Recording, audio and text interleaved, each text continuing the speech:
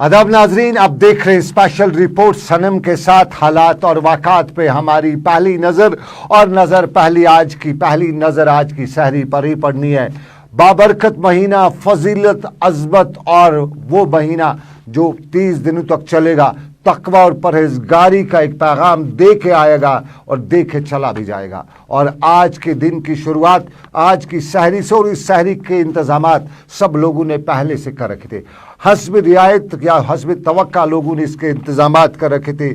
और कुल मिला के सरकारी सतह पे भी सरकार ने पूरी तरह से इंतजामात किए थे। और कल की मसाजिद में नमाजों का सिलसिला भी देखने को मिला, वो सिलसिला जो नमाजों का सिलसिला रमज़ान में देखने को मिलता है। यूँ तो नमाज मस्जिद में हर वक्त 5 वक्त पढ़नी ही पड़ती है, लेकिन कुछ तादाद इस रमज़ान के महीने में बढ़ी जाती है और नमाजियों का एक अच्छा खासा सिलसिला भी अब की बार है। और वो सिलसिला कल भी देखने को मिला। वो अलग बात है, कोविड की वजह से पूरी तरह से वो जोश जनून नहीं था, लेकिन फिर भी गाइडलाइंस, कोविड, मास्क, सबका ख्याल रखते हुए लोग, नौजवान सब मसाजिद तक पहुँचे थे। तरावी कल भी हुई और सुबह सहरी की नमाज का भी वो पुररौनक आलम खूब दिखाई दे रहा था। लेकिन इस सारे के बीच में सबसे इम्पॉर्टेंट सहरी जगाने वाले का है, सहरी के वक्त होशियार करने वाला। आमतौर पर उसे सहर खान कहा जाता है। और सहर खान वो शख्स होता है जो आपके इलाके में सुबह सहरी से पहले यानी सहरी के लिए आपको तैयार करता है, डोल बजाता है और डोल बजाने के बाद आपको पहुंचाता है, आपको जगाता है और आपको बताता है, ये पैगाम आप तक पहुंचाता है कि हो जाइए तैयार, आपको अभी कुछ मिनट का वक्त है, कुछ वक्त है आपका, और उस वक्त के बाद आपको रोज़े के लिए तैयार होना है। और ये सहर खान की कदर कीमत भी है। पुराने ज़माने में सहर खान की बहुत ज़्यादा कदर कीमत हुआ करती थी। तब इलेक्ट्रॉनिक गैजेट्स नहीं थे, तब बाकी चीज़ें नहीं थी, लेकिन वक्त बदला गया। सहर खान की कुछ इलाकों में वाइट कॉलर के लोग ज़्यादा हो गए तो वहाँ सहर खान कम होते गए। और कुछ इलाकों में क्या यूँ कहें तो कुछ लोगों ने नए ज़माने के इलेक्ट्रॉनिक गैजेट्स को तरजीह देना शुरू की, सहर के लिए अलार्म लगाना शुरू किया। और यूँ सहर खान का काम कुछ न कुछ कम ही हुआ। लेकिन आज भी सहर खान है। दूर दराज के इलाके, ख़ासतौर पर गाँव देहात के इलाकों में और शहर के कुछ इलाकों में भी सहर खान आता है, सहरी के वक्त आपको जगाता है। हम तंगमर्ग के इलाके के सहर खान की आज की रात की आपकी सैर कराते हैं। कैसा रहता है उनका रात का ये सफ़र, वो खुद बताते हैं।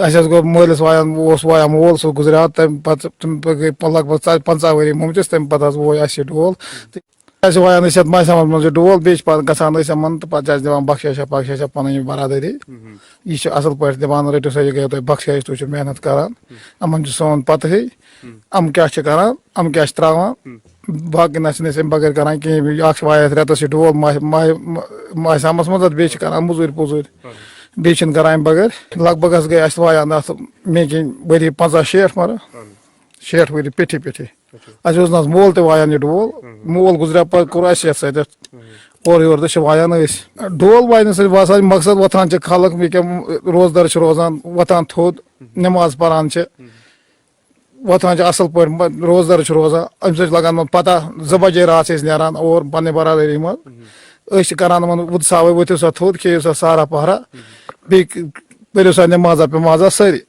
यथ मशरान रस रस मगर अस थो यमुक शौक बराबर दपान यह पकुन ब्रोकुन ब्रोकुन तवे अमे मूजूब करान सत पे बरादरी मज।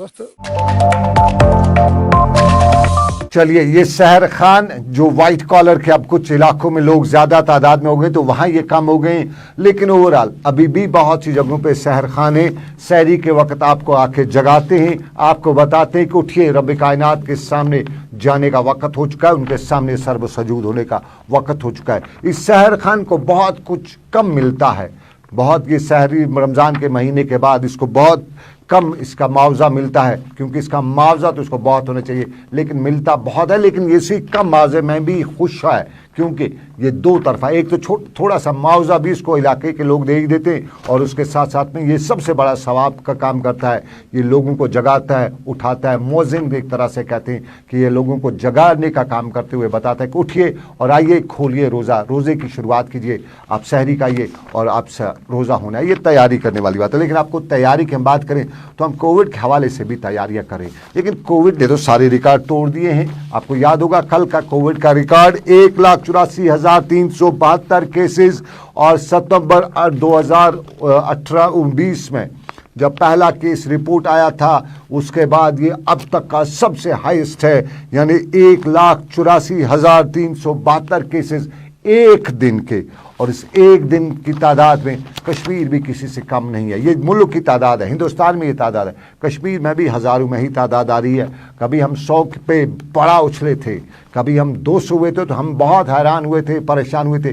लेकिन अब आए रोज़ हज़ारों की तादाद में केसेस भी आ रही हैं, और सरकारी सतह पे कई इकदाम उठाए भी जा रहे हैं। और इम्पॉर्टेंटली वैक्सीन का मामला, और वैक्सीन के मामले में कश्मीर से लेके जम्मू तक वैक्सीन लगाने का काम भी महकमे सेहत ने शुरू किया है।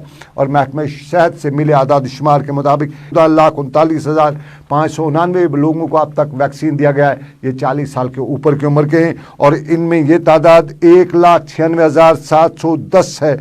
ये जम्मू के हैं। जम्मू सिर्फ एक डिस्ट्रिक्ट में इनको वैक्सीन दिया गया है, जबकि कश्मीर में दूसरे नंबर पे बारामूला है, जहाँ पे 1,13,354 लोगों को वैक्सीन दिया गया है। कुल मिला के जम्मू में 6 लाख, कश्मीर में 6,93,364 लोगों को अब तक वैक्सीन दिया गया है। जम्मू में ये तादाद 7,46,225 की है जिन्हें वैक्सीन दिया जा चुका है। और कश्मीर में देखा जाए तो सबसे बड़ी तादाद में लोगों को वैक्सीन मिला है बारामूला में 1,13,324 की तादाद है, बडगाम 66,012 की तादाद है, और अनंतनाग 57,033 है। अनंतनाग के साथ साथ पुलवामा 35,282 हैं, गांधरबल 33,117, कुलगाम में 27,829, बडशोपिया में 24,760, श्रीनगर में 25,637, कुपवारा में 23,692 और 19,721 लोगों को बांडीपोरा में ये वैक्सीन दिया जा चुका है। कश्मीर में इस वैक्सीन की तरफ भी लोगों की उतनी ज़्यादा जो है वो सूरत नहीं देखी जा रही है, लेकिन जम्मू में अच्छा खासा। और जम्मू में सबसे ज़्यादा, अगर जिस तरह हमने कहा कि 1,96,710 केसेस जो हैं वो जम्मू डिस्ट्रिक्ट में ही उनको वैक्सीन दिया गया है, जबकि उधमपुर में 49,713 लोगों को ये वैक्सीन दिया गया है। राजौरी में 36,495, कठुआ में 58,928, पुंछ में 31,612 और रामबन में 24,079 केसेस, डोडा में 29,939 और किश्तवाड़ में 12,806, रियासी में 22,053 और सांबा में 36,252 लोगों को वैक्सीन का ट्रायल दिया जा चुका है, वैक्सीन का शॉट दिया जा चुका है। तो वैक्सीन के हवाले से अब लोगों में कहीं ना कहीं रुझान भी बढ़ता जा रहा है, और अब इंटरनेशनल लेवल के वैक्सीन्स को भी इंडिया इंपोर्ट किया जा रहा है, क्योंकि इधर तो इतनी सूरत हाल वैक्सीन के हवाले से कमी नहीं है, लेकिन मुल्क की कई रियासतों में अब कमी देखने को मिल रही है, और इस हवाले से अब इंटरनेशनल लेवल से भी वैक्सीन को यहाँ बुलाया जा रहा है। और इसी सारी सूरत हाल पर नज़र रखने के लिए इंतज़ामिया भी मुतहरिक है, और जैसे हमने पहले भी बताया कि इंतज़ामिया मुतहरिक और DC उधमपुर ने इलाके की सूरत हाल और सारे मामलात पर नज़र रखने के लिए आला सतही मीटिंग भी बुलाई थी। और इंदू कोल जो ज़िला तरक्याती कमिश्नर उधमपुर हैं, उनने मीडिया से बात करते हुए मजमूई हालात इलाके के कुछ यूँ बताए।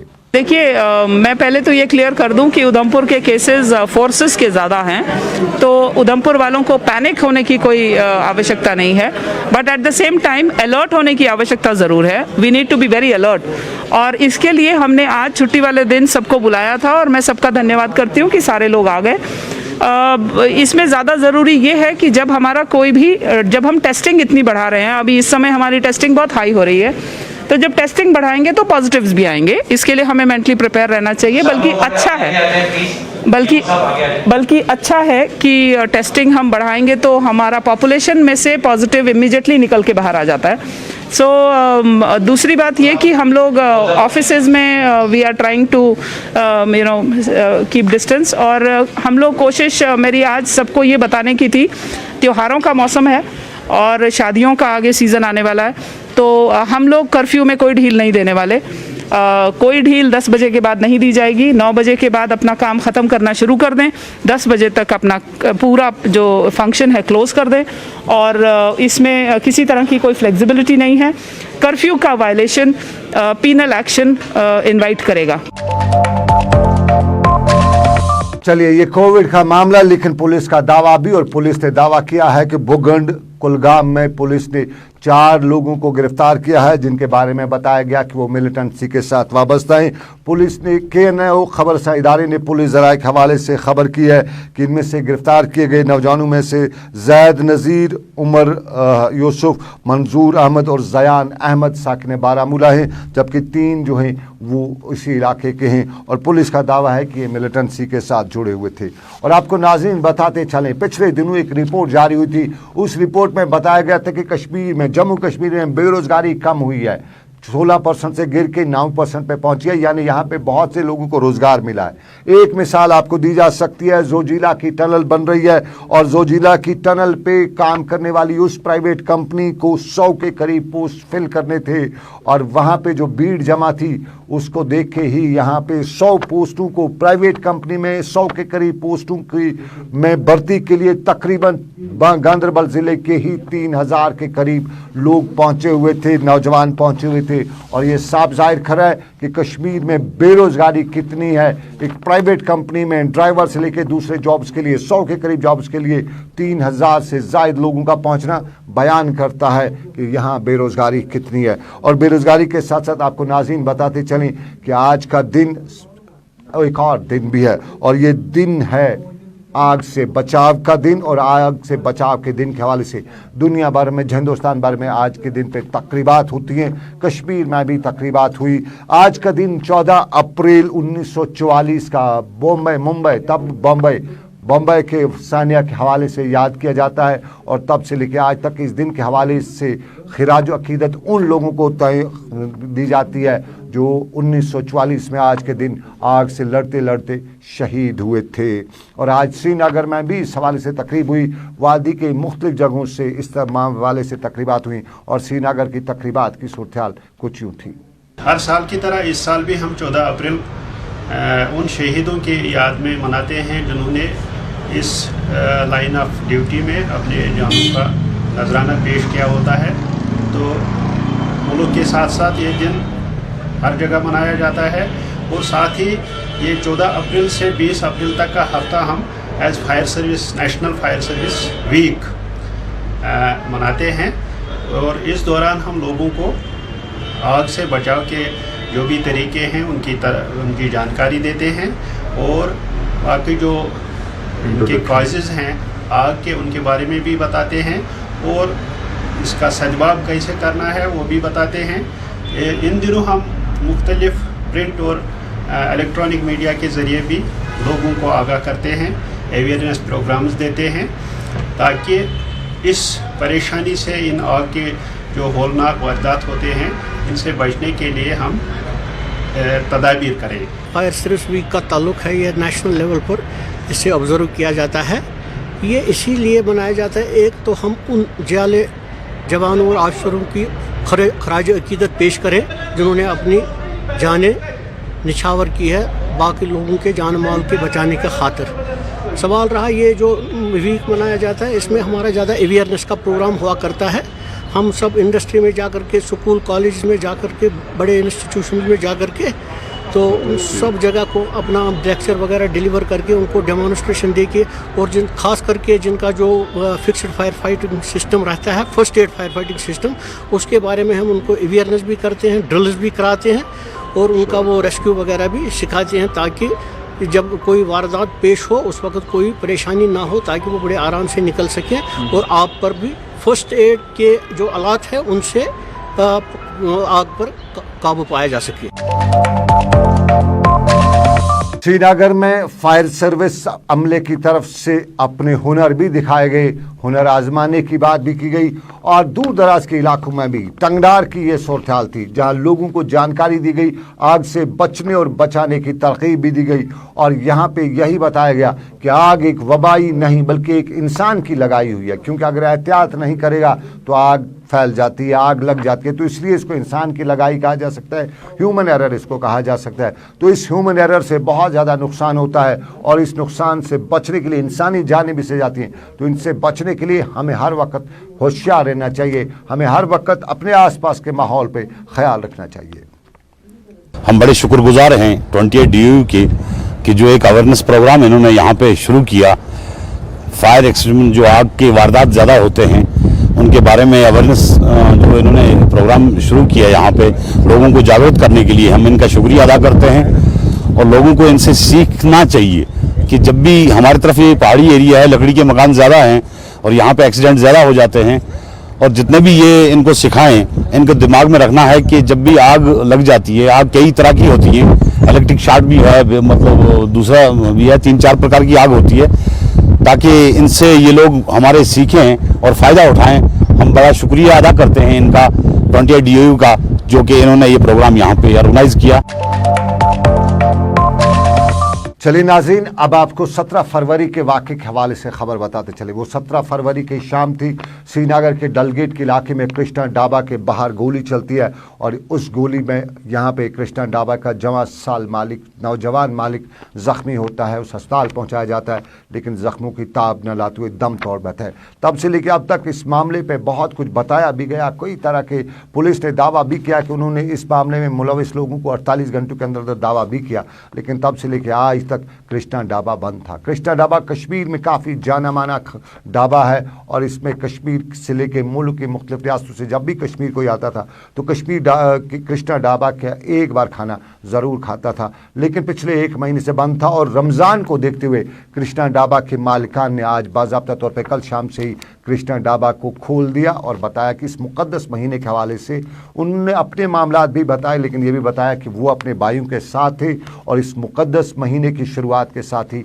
वो इस अपने काम की दोबारा शुरुआत कर रहे हैं। सिक्योरिटी का कंसर्न भी यहाँ पे कुछ लोगों को ने बताया उठाया हुआ था, उसके लेके पुलिस ने यहाँ पे ऑलरेडी एक बख्तरबंद गाड़ी भी लगा रखी है, लेकिन ओवरऑल यहाँ इन लोगों ने बताया, कृष्णा ढाबा के मालिकान ने बताया कि उन्हें न किसी का खतरा है न कुछ है।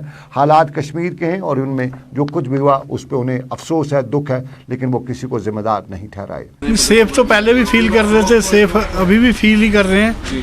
तो थे तो हम यहीं 15-20 दिन से यहीं थे, फिर यहाँ के लोकल बंदे आए, उन्होंने बोला भाई खोलिए आप, कोई बात नहीं। ट्रेडर वाले भी आए, यूनियन वाले भी आए, बाज़ार की यूनियन है, वो तो भैया ने दिया था। चलो मतलब हमें अब हमारा बच्चा चला गया, हमने किसी से दुश्मनी रख के क्या करना, वो तो पुलिस वाले करेंगे। या भैया अगर उनको छोड़ भी देते हैं तो हमारी तरफ से कोई वो नहीं है उनके लिए, भैया उनको अंदर रखो या बाहर रखो। उनको अंदर रखोगे हमारा बच्चा वापस नहीं आएगा, उनको बाहर रखोगे हमारा बच्चा वापस नहीं आएगा। वो तो अब उन्होंने किस लिए किया है ये तो हमें समझ नहीं। पीक मिलिटेंसी में भी हम यहाँ से कुछ हुआ नहीं, अभी तो कुछ हमें खुद ही नहीं समझ आ रही है भाई ये क्या हुआ हमारे साथ। मैसेज यही है कि हमने मतलब आज नवरात्रे से शुभ दिन था, वो देखकर हमने खोला आज। तो बाकी हम मतलब खाना तो सारे ही खाते हैं यहाँ पे, लोकल बल्कि ज़्यादा खाते हैं। हमारे पास 90% लोकल काम है हमारा। सब अफसोस ही कर रहे हैं बेचारे जो भी आ रहे हैं, भाई बहुत गलत हुआ आपके साथ, ऐसा होना नहीं चाहिए था।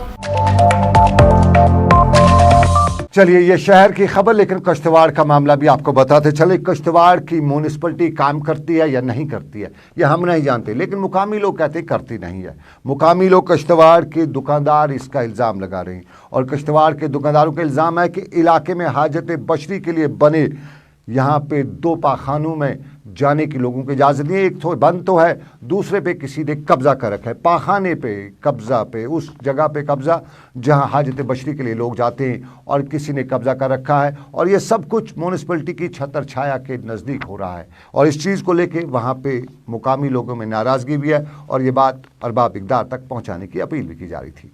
अगर आप यहाँ म्यूनसिपल कमेटी किश्तवाड़ की हालत देखेंगे, इतनी खस्ता हाल है कि कोई कहने की बात नहीं। हमने यहाँ जिस जगह पे आप खड़े हैं ये ITA का एरिया है, यहाँ पर हमारे पास 2 टॉयलेट कम्प्लेक्स है, एक हमारे लेफ्ट साइड में एक हमारे राइट साइड पे है।